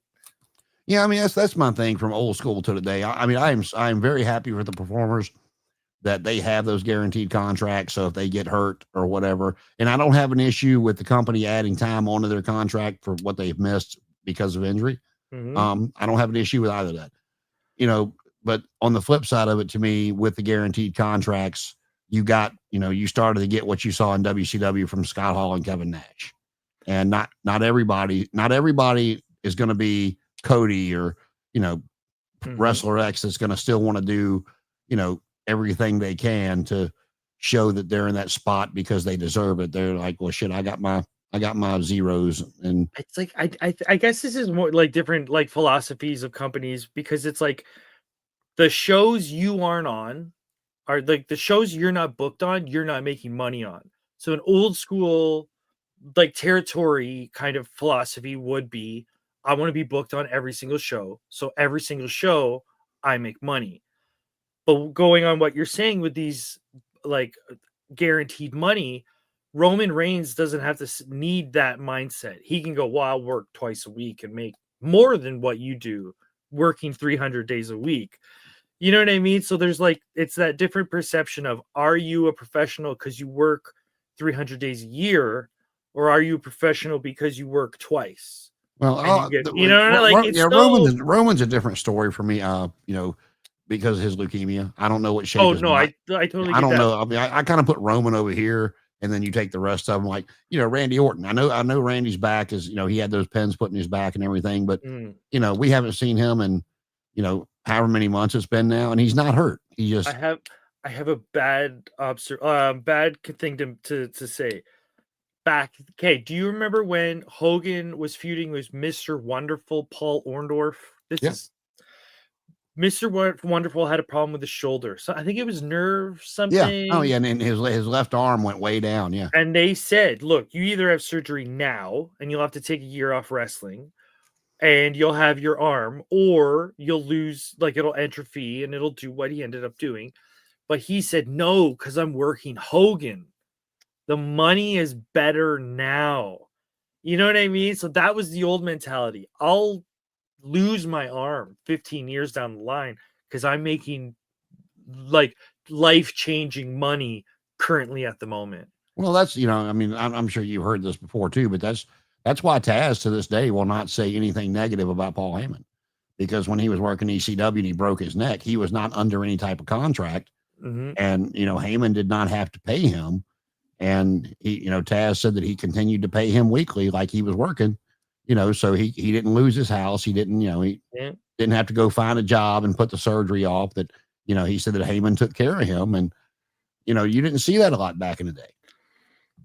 It's like way different mentality now. That's a sort of modern decision that a company would make, which is weird because if there's anything I would call Paulie Heyman, it would not be progressive. But you know what I mean? It's like there's a part of me that's like there's a contradiction in wrestling, because there's like certain things that were respected. If you worked 300 days a year, if you could throw a punch and not your opponent didn't feel it, there's certain things where they go, you're a pro. You've worked all the territories, you've worked all over the world. Now the benchmark is Logan Paul. Work 3 dates a year in one company and be told that you're better than everybody else in the world already. And it's like, but you've told us, wrestling in general has told us that that's what you need to do. When you play the WWE video games, they say go to Japan and come back. You know what I mean? So it's like, why are there two sort of the contradictory sets of advice? My coach told me you have to grind for it what you want. It's going to take years. You got to go different places. You got to take different coaches. But then WWE will come out and go, what are you talking about? Logan Paul's the best wrestler in the world. And he's never set foot in it. You know what I mean? It's like, well, it's like the old territory days when somebody would leave and then, wind up circling back. mhm. They would always, that was the ongoing joke. We sent them away to learn a new hold. They would come back with a new finish. When they came back to the territory, they had a new finish. But You were talk about slightly different. with Taz and Paul Heyman, we can go back further when Magnum TA had his car wreck. Mhm. Again, he was not under contract, and he was not hurting for money per se, but he was young, he was spending it. He had Harleys, he had that Porsche that was when he wrecked, and he's talked about it several times about that if it hadn't been for the boys, he'd lost everything. Yeah. Because what they did was they went to Crockett and said, okay, when it's payday, all of us are going to put X amount percentage for Magnum. And Crockett looked at him. He goes, you know what? If y'all are going to do that, then whatever y'all raise, I'll match. And they did that for months until he was able to, he was never able to wrestle again, of course, but he was able to come back and start working at the office. And he started doing some commentating. I like the expression they get back on their feet, because you can. Corey Graves got hurt and he came back as a manager. Bobby Heenan did this. You know what I mean? There's avenues for you to come back. You can be a booker, you can be whatever, but yeah. You help the guy out. But it's like Magnum TA, as far as I remember, had a reputation for they were on the road 300 days a year. So there's that little extra bit of brotherhood where it's like, no. Oh, yeah. I'm gonna help my brother because he helped me every single night for the last. Well, all the Horsemen have talked about it because that's when they were feuding, blood feuds with Dusty and Magnum. But they were all, like you said, on the road 300 nights a year together, in the ring, trading blood every night together. So these guys were tight. That's a brotherhood right there. But because kayfabe was still a thing, especially in the NWA and in the Carolinas, that, Doug Dillinger, their head of security, had been Charlotte police for a long time. And that he got with whatever hospital Magnum was at, he got with the police force, and they snuck the Horsemen through the back door and up like a staircase that only like doctors and people could use, and to get them to be able to go in there and see Magnum. And like you kept the curtain shut and made sure that nobody was even close to the, seeing them come in or out of that room when they would go to visit Magnum. So, but we are coming up, so let's go ahead and go through this. We talked about the War Games and CM Punk 2 years ago. Tonight is when CM Punk returned at the Survivor Series. Oh no! Are you mentioning something that happened on this day? Yes, today. Today, 2 years ago. Yes. And let's see what else we got. Josh Matthews, 45 today. Happy birthday, Josh. He was in Tough Enough, and then he wanted up commentating. Winded up commentating and going to TNA for as an announcer. And now he's currently a producer for AEW and is the husband to Madison Rayne. 40 years ago. God, it's been that long. I don't know. Have you ever seen when Spider Lady beat Wendy Richter for the WWF Women's title? Oh yes, this is I don't think you can be a WWE fan and not know this moment in time. That was the first screw job, the original screw job that everybody heard about. It was the shoot, brother. Let's see. 33 years ago, Survivor Series returned to the Richfield Coliseum, and the most hyped night match of the night, Savage and Curt Hennig defeated Razor Ramon and Ric Flair, because Curt Hennig had been Flair's executive consultant. But after the Ultimate Warrior and the WWF parted ways, Savage, as perfect to be, was it the Ultimate Maniacs? And after Flair told him no, he got fired up and became king. It was the Ultimate Madness is what it was going to be. But then WWF fired him because he had done something else. 18 years ago, Dave Sheldon, who wrestled as the Angel of Death, passed away at the age of 54.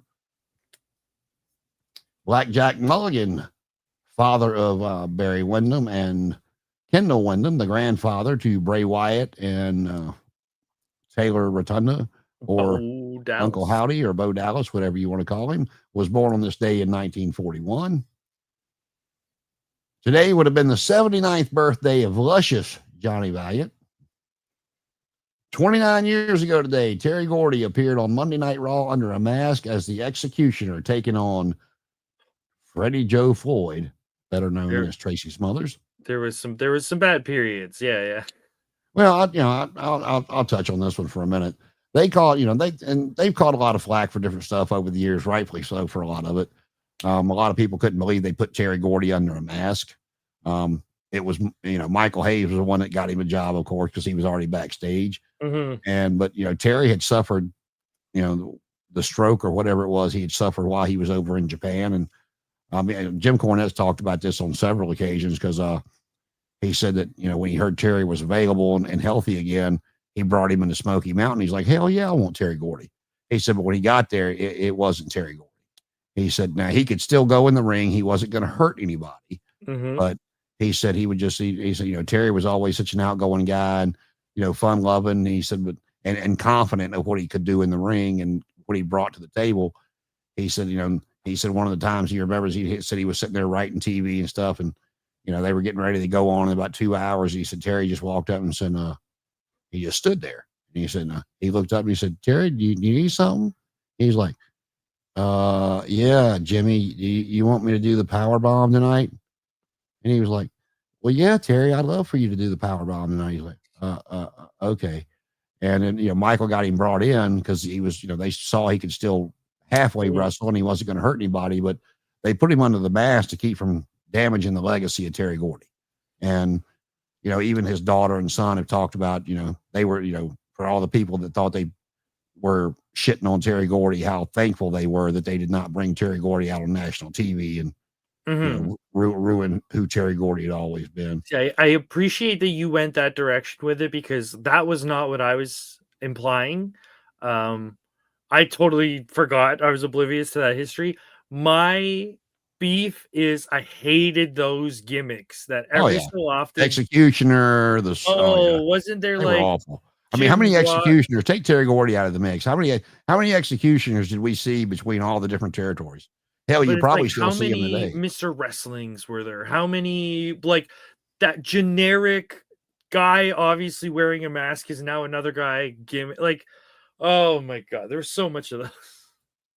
Have you ever heard the backstory on Mr. Wrestling 2, how that got created? No, but I know there's like 7 Mr. Wrestlings. Well, the most famous was Mr. Wrestling 2. Mm-hmm. And he was kind of like Arn Anderson. He was never, the bodybuilder shape, could, very well good mat tactician in the ring, but, he looked 50 when he was 26. I mean, he had the receding. Yeah. Well, and Bill Watts did not find anything marketable about him and he fired him. Well, not only did he go away and learn a new hold, he went off and he got up with Tim Woods and, he put a mask on and became Mr. Wrestling 2. Mm-hmm.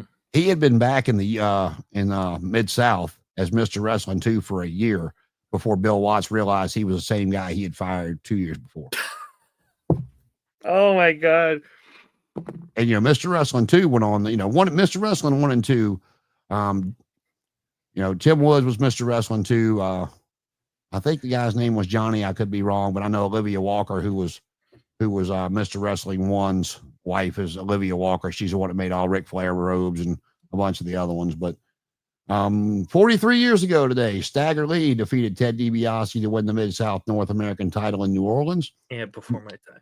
Many claim Stagger Lee was the junkyard dog under a mask. JYD had lost a loser leaves town match in February. The title would be vacated when Stagger Lee left the arena and Junkyard Dog suspension ended. Sound like the Midnight Rider, don't it? This was such a touching story. Today we remember Connor the Crusher, who was born on this day in 2005 and touched the hearts of the entire wrestling world. He died in 2014 at just 8 years old, but his legacy lives on through Connor's Cure Charitable Foundation, created in his honor to help fight pediatric cancer. He received the first inaugural Warrior Award in 2015. That was a very touching story. It's a picture of him and Brian If there's Danielson there. anything that I need to remember about this story, there's only like 3 seconds clips that my brain will never forget. So they have the event where they bring him in and everybody's, they're showing him everything. And there's this moment where Triple H bends down and says, like, okay, hit me. And he throws Yep. a punch and Triple H bumps and the kid goes over to make a pin. Now, this kid, look, fighting with cancer takes a lot out of people, like a lot out of people. It's really hard. It's really like the hardest thing I've ever seen anyone go through is struggling with cancer.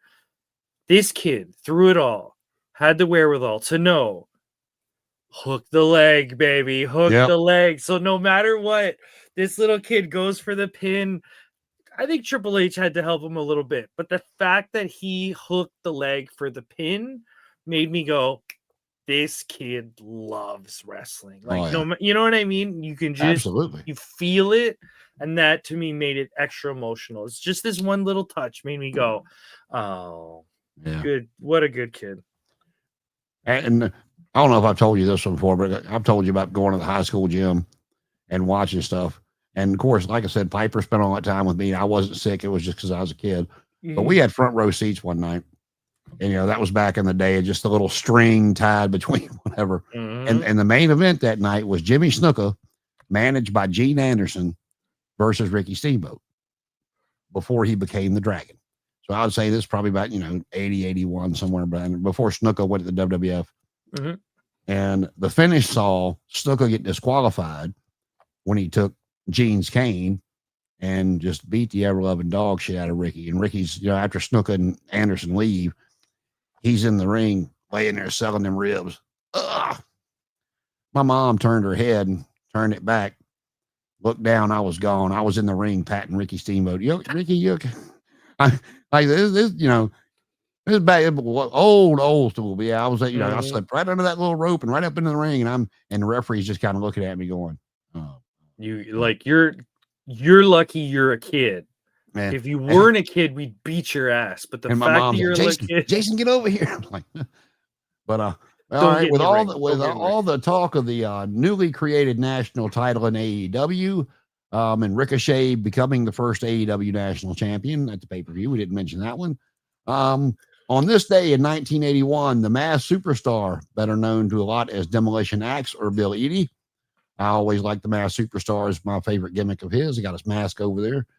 He defeated Tommy Wildfire Rich in a Texas death match to win the belt. It was his second of 3 title runs with the belt. He would hold it until January before losing it back to Tommy Rich. 36 years ago today on Superstars, the Honky Tonk Man faced off against Jimmy Snuka. Late in the match, he hit Snuka over the head with a guitar twice. Snuka was unfazed and destroyed what was left of the Honky Tonk Man's guitar before defeating him with the Superfly Splash. And I don't know who this guy is. I hope I don't kill his name. Larry Batazik, a commentator, promoter, and author best known for his commentary on wrestling at the Chase, died this day in 2018. He was also a wrestling historian alongside Dave Meltzer. He was 71 years old. If I remember correctly, if you were to go on YouTube and put in wrestling at the Chase, there's a bunch of old videos.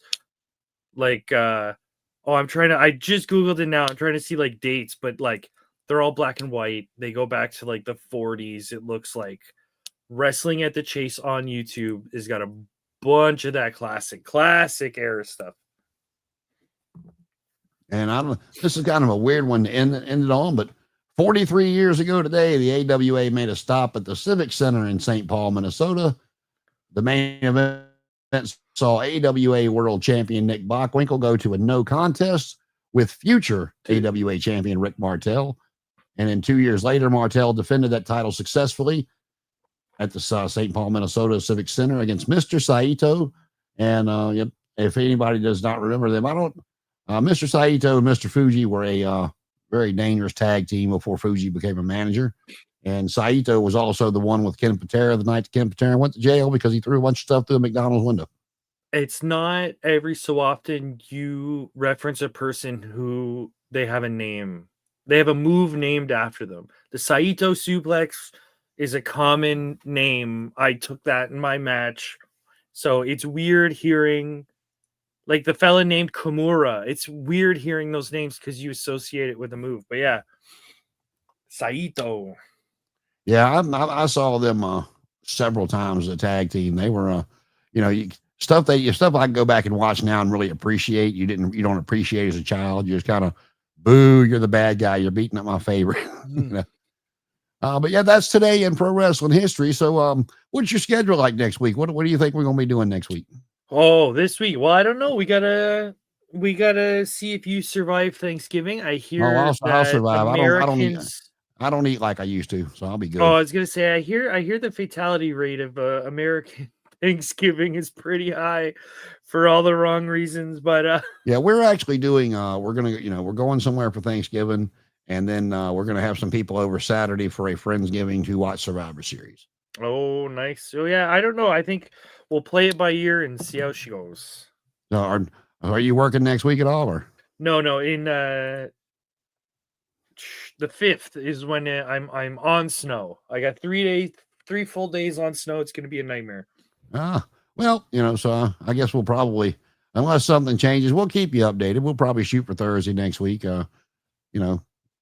Until unless we figure out, he and I are going to talk and try to see what his permanent schedule is going to be. So if we come up with a permanent day, we might start that next week, depending on where things stand. And like I said, if you got any thoughts or suggestions, we're looking to kind of revamp some things, and we'll take it into account. Don't mean we'll listen to a fucking word you say, but But, we'll read the comment, but we may not imply it. Yeah, we're looking to do some things. Just we got to the end of the year to try to start getting some more some indie guys and girls on and see what we can do with that. And I'm gonna reach out to Jesse and see if he's stopped crying on his shoulder yet and licking his wounds, and see if he's ready to come on here and give us an update about how he's feeling and what his future might be. He actually did send me a video of the match that I will post I will post to our Facebook account. I should have done that already, but I've been a little bit busy, so that's how it goes. But you got anything else to add there, Paul? No, hopefully I can post my match when the company posts it. So hopefully we'll have 2 matches to post on the page soon. And you got any matches coming up at all, or? No, we're gonna feel out the new year, and I think February is the next one. Well, hopefully you get something in there. You don't use it, you lose it, man. You don't. Yeah. Either that or you got a lot of time between now and then and do as many Hindu squats as do a couple for me, because I'm not going to do them. I'm just be honest there. I told you, the pink suit still fits. So when you're ready for that manager, I'm good. I got the top hat to go with it if you want me to bring that along. So I hear you're really good at the 6-ounce curls. That's how much a beer weighs. That's where we're. Yeah. Well, we wish you, each and every one of you, a very, very happy Thanksgiving that are on my side of the pond. And if you're on his side of the pond, and or his side of the border, whatever you want to call it, wear a jacket. You've already had it. So you can just watch us like gain 10 pounds in a week and laugh and all that happy stuff. But for Paul, I'm Jay.